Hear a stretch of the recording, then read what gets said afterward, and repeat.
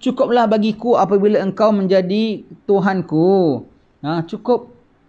Allah sebagai Tuhanku cukup. Hasbi Rabbi Jallallah. Cukup bagiku kebesaran Allah. Cukup, tak payah dapat apa pun tak apa. Cukup aku dapat berhambakan, aku jadi hamba kepada Tuhan dan kau Tuhan aku, cukup segala-galanya.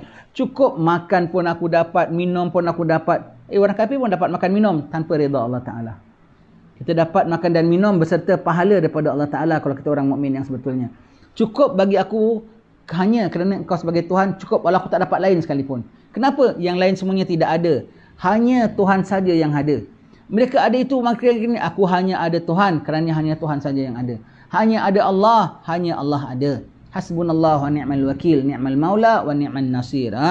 Cukup bagiku apabila engkau menjadi Tuhanku, dan cukuplah bagiku kebanggaan apabila aku menjadi hamba-Mu. Kau hamba siapa? Kau staf siapa? Kau orang besar siapa? Aku hamba Allah. Gembiranya.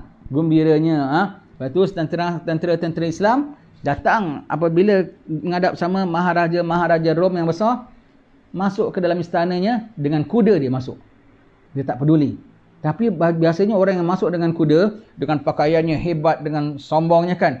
Ini bajunya tampal-tampal sahabat Rasulullah. Tapi dia punya feel proud dia tu masuk dalam depan sampai depan singgasana. Masuk dengan naik kuda. Dan agama kami agama Islam. Itu bangga kerana kami agama hamba Allah. Dan kami mempertuhankan Allah. Cukup untuk kita nak bangga ya. Cukup. Orang kafir dia ada senjata, ada apa semua, aku tak heran lah. Aku tak heran kau tak ada Allah, kau tak menyembah kepada Allah. Kerana 10 kali kau tak sembah Allah, tetap Allah Tuhanmu. 10 kali kau tak mengaku Allah sebagai Tuhan, tetap kau hamba dia dan dia boleh kerjakan kau bila-bila masa dia nak. Habis cerita. Ya. Lepas tu aku bangga menjadi hamba Allah. Aku bangga Allah sebagai Tuhanku. Ya. Barang siapa yang mengagungkan Allah, maka segalanya akan direndahkan untuknya dan kekallah baginya keagungan itu. Siapa mengagungkan Allah? Allah highest. Allah greatest. Maka selain Allah, kecil tau. Maka selain Allah kecil. Bahkan nanti betul-betul yang selain pada Allah akan mengagungkan dia pula.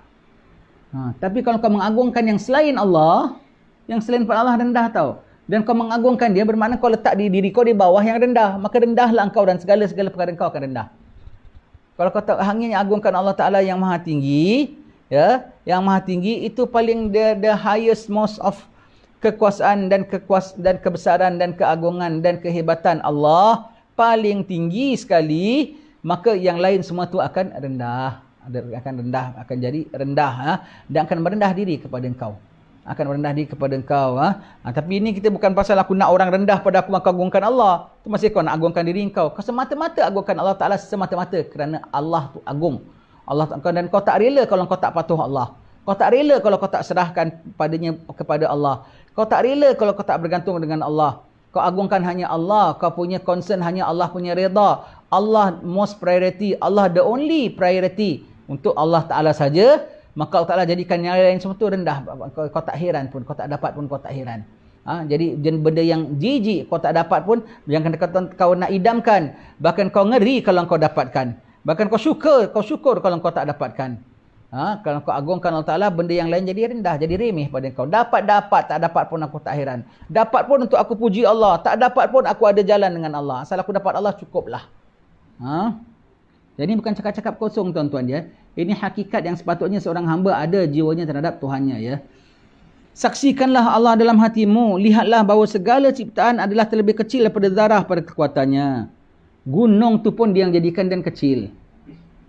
Ini kan pula manusia. Orang yang paling besar tu dia cekak pinggang ini macam sekalipun. Dia punya pinggang pun tu Allah yang beri. Allah tak letak beri pinggang, dia tak ada cekak pinggang. Allah kasih tangan di lengan aja dia tak ada cekak pinggang. Dia bikin muka bengis gini, raut muka dia pun Allah yang beri. Allah telah kasih muka dia kena angin ahmar, dia jam bengot aja pun dah tak boleh lagi. Jangan kau nak action lah. Allah tu maha kaya. Orang kalau action aku tengok aja Allah. Kau bikin muka kau begitu. Kan aku seram ya. Allah, kau tak sedar diri betul-betul. Allah Ta'ala kasih muka kau ada facial muscle-nya. Gunakan untuk senyum yang manis. Gunakan untuk keramahan. Kau pasang muka bengis tu bikin apa? Allah. Nak ketawa pun ada. Seram pun ada jugalah ya. Tapi sebetulnya nyampah lagi banyak pada seramnya.